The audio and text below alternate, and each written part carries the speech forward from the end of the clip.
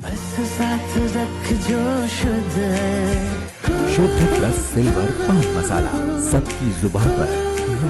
पहले Hamas chief Ismail हानिया और अब हिजबुल्लाह के हेड हसन नसरल्लाह की हत्या के बाद सवाल उठ रहा है कि इजराइल की रडार में अब अगला नंबर किसका है।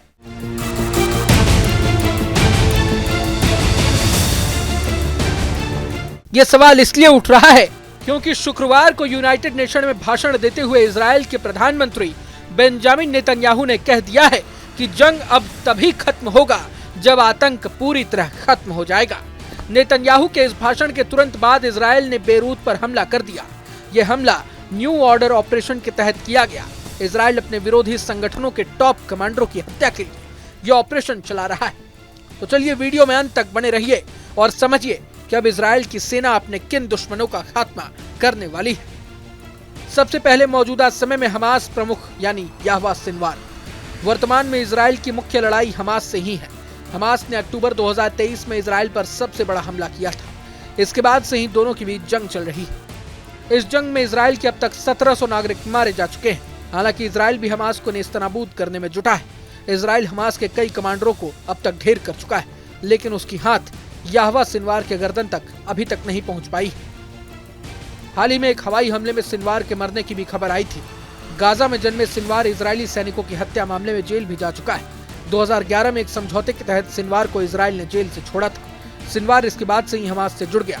2017 में सिनवार हमास का नेता चुना गया और 2021 में उसे दूसरी बार ये कुर्सी मिली। कहा जाता है कि इसी साल इजराइल ने उसे मारने का भी प्रयास किया था, लेकिन सिनवार चकमा देते हुए बच निकला। अरबी भाषा में ग्रेजुएशन तक की पढ़ाई करने वाले सिनवार को हमास के भीतर डिप्लोमैटिक लीडर माना जाता है। दूसरे नंबर पर आते हैं अयातुल्लाह अली खामेनेई, जो कि ईरान के सुप्रीम लीडर है। नसरल्लाह की हत्या के बाद ईरान ने उनकी सुरक्षा बढ़ा डाली है। इजराइल का आरोप है कि हिजबुल्लाह और हमास को शह देने के पीछे ईरान ही है।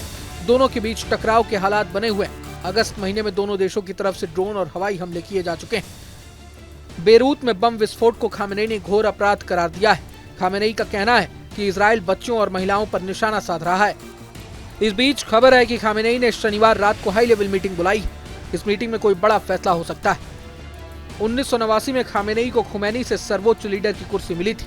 ईरान में सर्वोच्च नेता को प्रशासनिक मुखिया माना जाता है। सर्वोच्च नेता के पास ही सेना की बागडोर भी होती है। इजराइल के रडार पर यमन के हूती संगठन के प्रमुख अब्दुल मलिक अल हूती भी है। हूती संगठनों ने जुलाई 2024 में पहली बार इजराइल पर अटैक किया था। 17 सितंबर 2024 को हूती विद्रोहियों ने इजराइल पर मिसाइल दाग दिया था। मिसाइल दागने के बाद अब्दुल मलिक ने बयान जारी कर इसकी जिम्मेदारी ली थी। हूती संगठनों का कहना था कि हम इस्लाम को मानते हैं और हम चाहते हैं कि इजराइल के लोग बंकर में ही रहें, इसलिए मिसाइल हम दाग रहे हैं। आने वाले वक्त में इसकी रफ्तार और बढ़ाएंगे।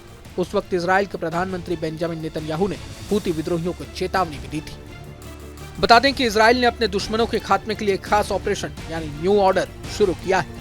बेंजामिन नेतन्याहू के नेतृत्व में इजराइल ने ऑपरेशन न्यू ऑर्डर की शुरुआत की है। इस ऑपरेशन के तहत इजराइल विरोधी संगठनों के टॉप कमांडरों को निपटा रहा है।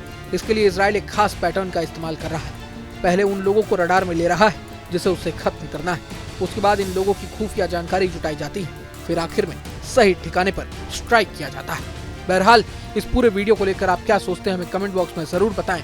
अगर आपको ये वीडियो पसंद आए तो लाइक करें और चैनल को सब्सक्राइब करें। वहीं तमाम बड़ी खबरों के लिए देखते रहें न्यूज़ नेशन।